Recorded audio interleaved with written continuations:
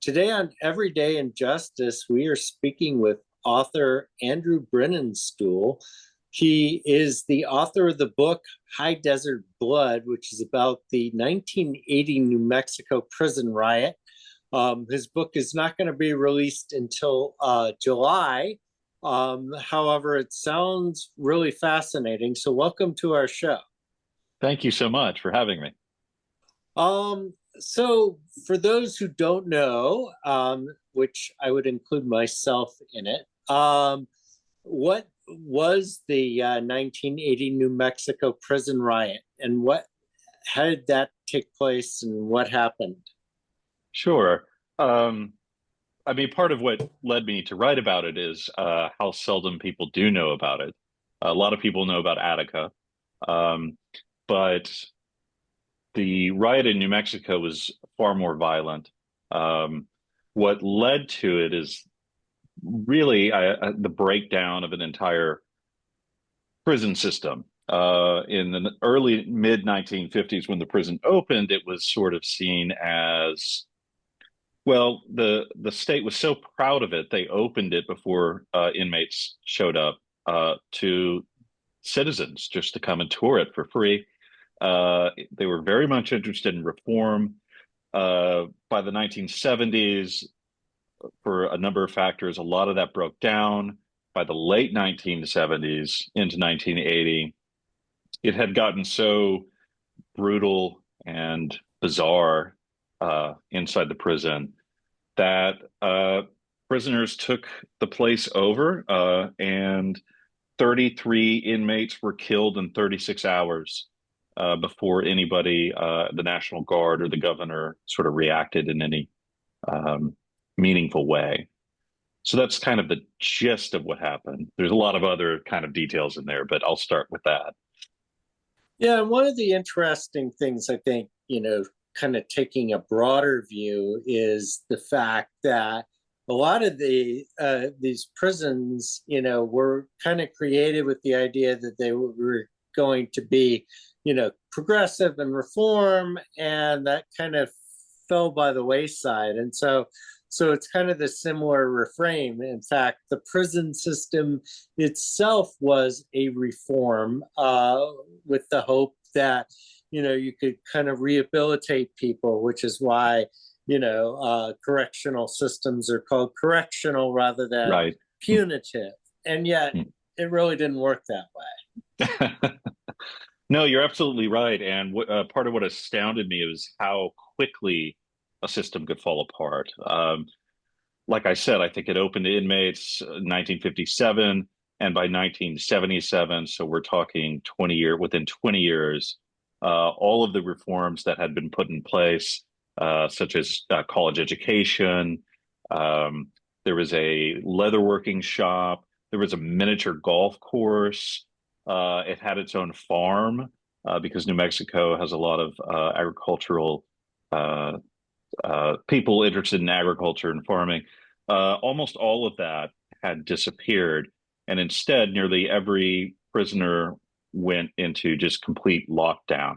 Um, and you see this over and over again, it seems. In fact, when I was writing the proposal for the book, so just in a matter of a few years, and I was looking at this earlier, I think as I was writing it, I was sort of keeping an eye on what was going on in jails and prisons around the country at the time, and I counted over a dozen riots, all of them smaller, but that occurred for the same exact reasons the riot in New Mexico happened, and that was just in the matter of a year and a half or something.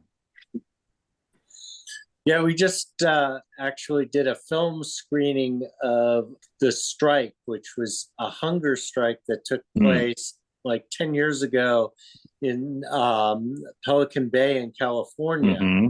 Hmm. And it was a similar thing where, the people were locked down 23 hours a day. And even when they were allowed out, they were allowed into this like concrete enclosed space, so they weren't really out, or Right. they didn't get to see things like the sun or anything like Hmm. that. And so the situation just broke down really quickly. And it's amazing how people that are locked down and you know kept apart are still able to communicate. Absolutely. And I think I read fairly recently that um, major studies have shown that visitation is a huge part of helping with recidivism rates, with reform. And that was another issue facing the penitentiary in New Mexico, where people were not given visitation rights for long periods of time. So not only do you lose any kind of employment or education, now you can't really see your loved ones. So you're left really with no hope of of anything other than violence, I think, in many ways. Another issue at the time was that the penitentiary in New Mexico was the only prison in New Mexico. So, and at the time, there was this odd uh, rule, law, I guess, is what it was, that let's say you were popped for a DUI and you were given a probation. It also required you to spend 60 days in the maximum prison to undergo a kind of, they called it a classification process to see if you were going to be a repeat offender. So now you have people who have maybe committed tax fraud or just a simple DUI in with the hardest of the hardest cons under the same roof. Yeah, it seems like a recipe for a disaster, and it sounds like that's exactly what happened. Um, so from your perspective, was this intentional or was it neglect? Both, I would sort of say. I mean, do you mean the riot, or do you mean the kind of The system? The conditions that led to the riot. it, I, I think it was mostly neglect. I think what happened is by 19, the prison was built to hold, I don't know, 700 people. After the creation of the DEA, the prison very soon held almost twice as many, 1,100, 1,200. So prisoners were sleeping on the floor. Prisoners were no longer really classified fairly. So you had some major hardened cons in dormitories with people who were just terrified to be there at all. And the COs at the time, the correctional officers, were paid the lowest income in the country. It was $7,000 a year. So you're outpaid, you're underpaid, you're outmanned, and you're terrified. So what happened was a lot of the officers turned to coercion, and the big means of coercion at the time in Santa Fe was what was called the snitch jacket game. I'm sure many people know how snitches are um, thought of in prison. Well, the officers would attempt to have people rat out other prisoners, but if you said no, they would just tell your dorm you did anyway, and then let the dorms kind of do what they needed to do. So you had a lot of inmates either being assaulted or looking for protective custody. And once the riot began, the very first thing people did was start settling scores. So I think, really, to answer your question, it was largely a massive issue of neglect. I want to circle back because you made this Mm-hmm. point at the start, which is that the New Mexico penitentiary riot is the deadliest in history. So you mentioned Attica, which I think everybody's really familiar with. I mean, is this just because it happens in New Mexico? Is it because it's 1980, not 1970? I mean, what are your thoughts on that? I think those are both good points. And I think it's also in many ways because Attica had a sort of civil rights and racial tension that had built there. Whereas in New Mexico, the violence was really sort of settling grudges, settling scores with people. There weren't really gangs or racial affiliations so much in the prison at the time. But to your point, the fact that it was in New Mexico, I think, has a lot to do with it. It's a state still of fairly deep poverty. It's overlooked, um, and I do think that the cultural milieu had changed by 1980, where people didn't really care as much, maybe in the culture by then. As I said, the DEA played a major factor. By 1980, you have Ronald Reagan's campaign is up and swinging and gaining momentum. And I think for some reason, and not to go into current politics necessarily, but it seems like the pendulum on criminal justice had swung toward not caring anymore. That what happened behind bars was deserved. Obviously you are in this area, so you're probably aware of this riot for a long time. Would that be fair to say? Yes, yes. Growing up, my grandmother was a municipal judge in Eddy County. My aunt, her daughter, worked in corrections in Las Cruces, and my mother has always been a true crime fanatic. So, growing up 4, 5, 6 years old, I had always heard about the riot. It was also the case that both of my parents, who are from Carlsbad, went to school with two men who happened to be inmates during the riot. And a large part of the book is about what happened to them post riot, because they both disappeared and died under very strange circumstances. So it has always been a piece of lore, I suppose, growing up. On top of that, I grew up in New Mexico, in Santa Fe, not Carlsbad, which is, I don't know, 14 miles from the prison. So those were always in the back of my head. Um, in the past, I had written fiction, but I had a very good colleague of mine. His name's Mike Martin. I have to say that because he'll hold it against me if I don't. And we were English teachers together. Around this time of years and years ago, we were hanging out, having a beer and hanging out on his porch, trying to take a break from grading. And I made some comment about the riot. He said he had never heard of it. I went into some detail and he told me, you need to stop writing fiction, at least for a while. And you need to write a book about all of this. So part of it's family lore, part of it's regional lore. But the more I got into it and the more I saw how sort of outrageous some of the issues surrounding the prison up to the riot were, the more fascinating I found it. So how'd you go about reconstructing this story? Great question. Fortunately, the National Endowment for the Arts gave me a grant, and I used that money to travel quite a bit back to Santa Fe. I used the state archives there to find a lot of their paperwork, a lot of the records from the prison.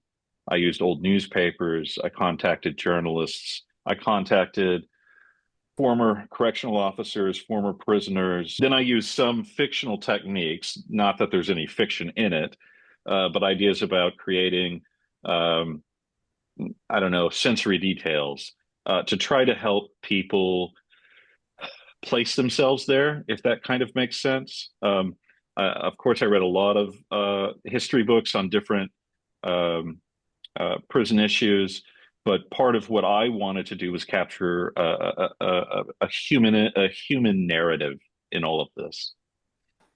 It was a lot of research, years and years of research, How long did this take you? about a decade. I Wow. would say I'm 41 now. I probably spent my 30s either writing the proposal, traveling for research, and then doing the actual book. Writing the actual book was took the least amount of time. Right. That's always the case. It seems Did so. you feel like you were never going to finish?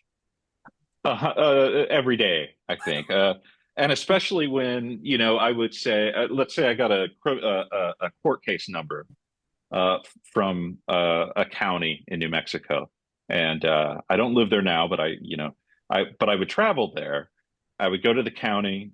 There would be some old microfiche system, but it would either be broken, or the stuff I wanted wasn't exactly helpful, or it was 50 cents a page, or it was a fairly frustrating um, undertaking. Did you find people to be cooperative or reluctant? Both, both. And in many, I don't know how to maybe put this. Sometimes it depended on what their relationship was to the riot, if that makes sense. So, um, Hmm. I found defense attorneys and journalists to be very helpful. I found many correctional officers, former ones, to be very helpful. I found former inmates to be very helpful. I found um, law enforcement not to be very helpful, or district attorneys not helpful at all. There were people who told me I needed to not pursue it, that by pursuing it, I was kind of getting in over my head. And part of that is because some of the former inmates are still alive, and part of it is that many of the families are still in the area. So I kind of ran into both.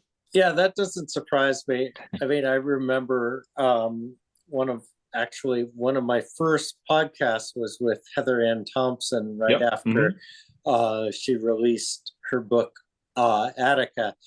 Hmm. And it was really interesting, diving into those details and figuring out who would talk. And I mean, it's the same basic thing, because so much time has gone by, so a lot of people aren't around, and then those who are, you know they have varying levels of interest in getting back into it. Absolutely. And her book's incredible. She's an incredible writer. Um, and I remember, I think it's her prologue. I can't remember right now, but that she happened to get very lucky and find a lot of documents right before they were destroyed, Hmm. if I recall. So yeah, that doesn't surprise me at all. I went through similar things. Absolutely. Yeah, well, and you got declassified documents as well.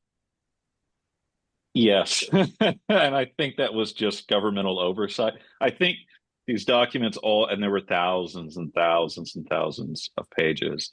And I think they were meant to be classified, and nobody sort of got around to it. And then Interesting. I showed up with enough money to, photocopy these.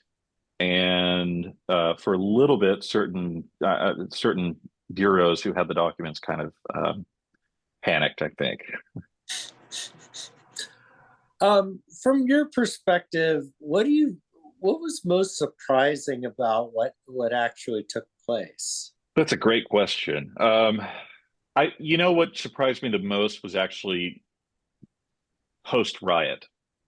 Um, the riot itself was gruesome and gory. The autopsies I went through, all of that stuff, the eyewitness testimonies. But I was sort of expecting that.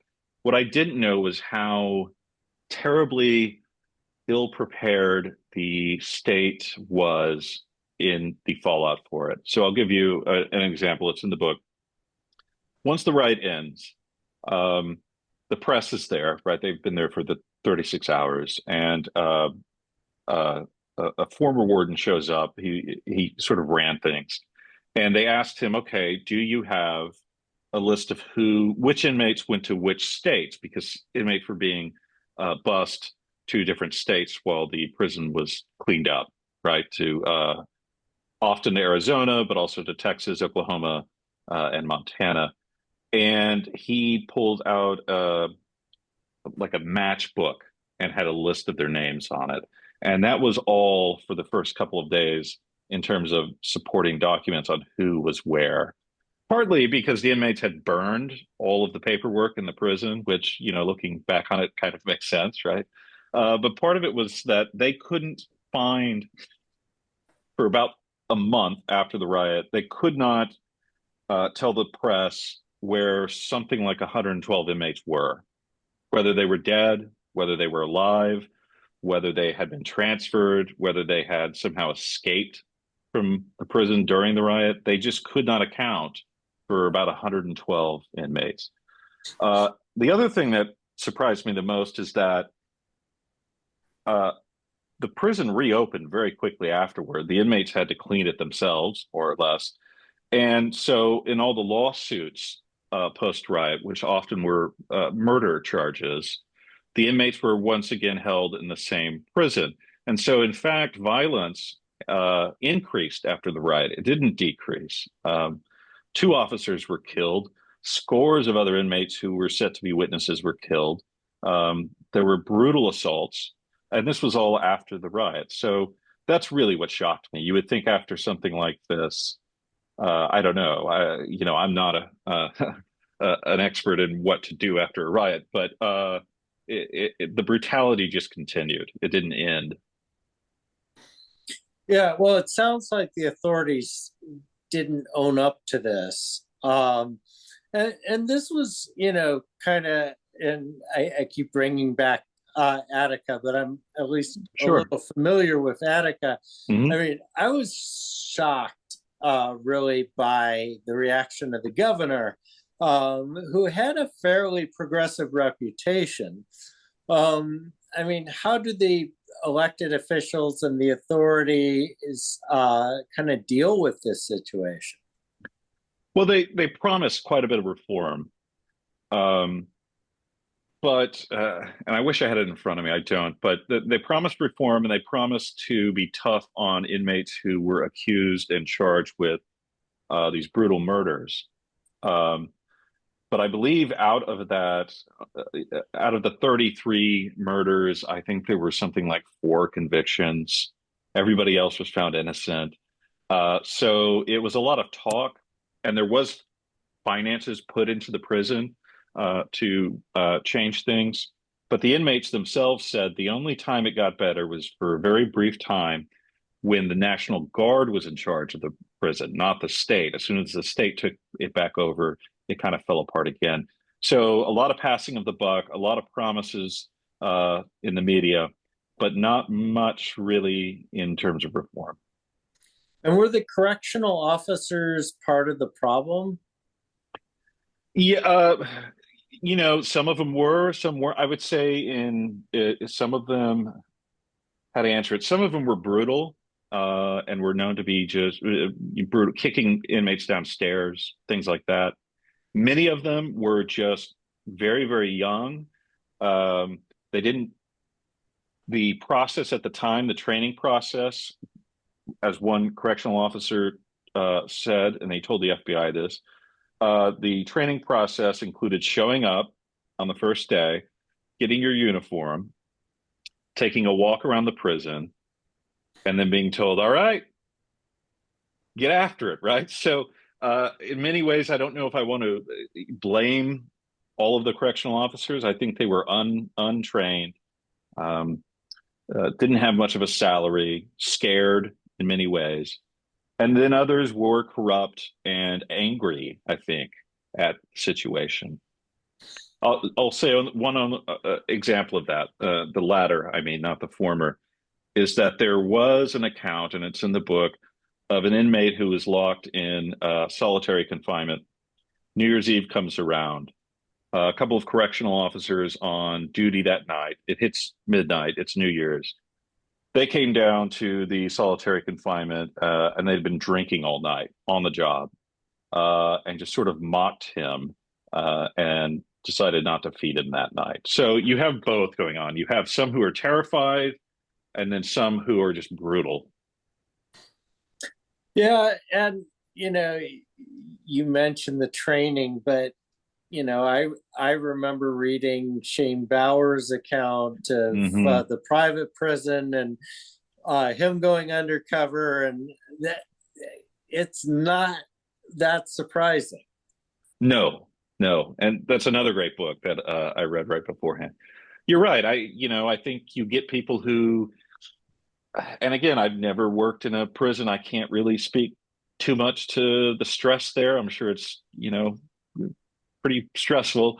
I think you sometimes you get people in there who want to do good, and maybe the system corrupts in some ways, or cynicizes, right? It makes you cynical. And I think sometimes you get people who have a mean streak and take it out on people. Absolutely. What was the most haunting thing you discovered during your research? Ooh, that's tough. There's a story about a guy. His name was, it's been well documented, so I feel fine saying his name. His name was Junior Uriasti.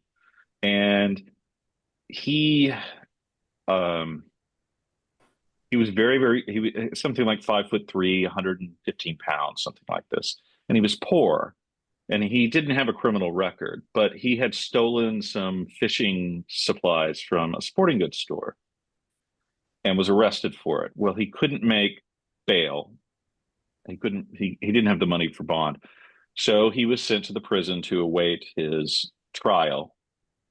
He was sexually assaulted on the first day by 7 different inmates. So he asked for protective custody. They put him in protective custody. And then during the riot, he was located by some of the people he had told authorities about, once again, sexually assaulted, and then brutally murdered, hanged, and so on. And just his story about a guy who stole some fishing supplies and ends up dead not long after, that really kind of got to me. Yeah, I mean, and unfortunately, there's so many of these kinds of stories around. So kind of, walk me through this. There's kind of, this thing happened 40 years, 45 years ago now. But it happened, almost 10 years after Attica. So Mhm. there are unheeded warnings of past tragedies. This happens, then there are other unheeded warnings into the future that lead to other situations. I mean, what's the role in kind of this forgotten history and the lack of learning the lessons of history? I'm glad you asked. The role here is that it's the story of a penitentiary that wanted to change American incarceration methods. And it was pretty successful for 15 years or so. But then it sort of was torn apart. And let's see, I had jotted down that there's been very similar issues. You mentioned Pelican Bay. There's also been issues in Susanville, Nebraska, Boston, the Vaughn Correctional Center in Dover, Delaware, El Dorado in Kansas, Ken Cross in Michigan, Red Rock in Arizona, an institute in South Carolina, and all of them have said that they were caused by dangerously overcrowded, critically understaffed, and poorly managed facilities. So to me, I think, and this maybe goes back to your question about the most haunting thing, is that it's shocking how little has actually changed since the 1980 riot. The issues facing our correctional system are almost identical. And my hope uh, is that, well, my hope is that it never happens again. But my worry is that what happened in Santa Fe is going to happen again. And another interesting aspect of that is in 2016 there was sort of this movement for prison reform. I remember on both the left and the right, there was ideas of getting rid of bond, financial bond, and things like this. And it seems like now, I mean, just looking at the news and what's going on with El Salvador and things here, that's swung back the other way, and that's a genuine fear of mine. Yeah, and I think that's a valid concern that I continue to have. Although I Hmm. will say this, and I think, I'll be more positive than I have been most of the day. But, I got to go a couple of weeks ago to San Quentin. Okay. San Quentin was kind of this, symbol of the death row in California, and they've cleared death row.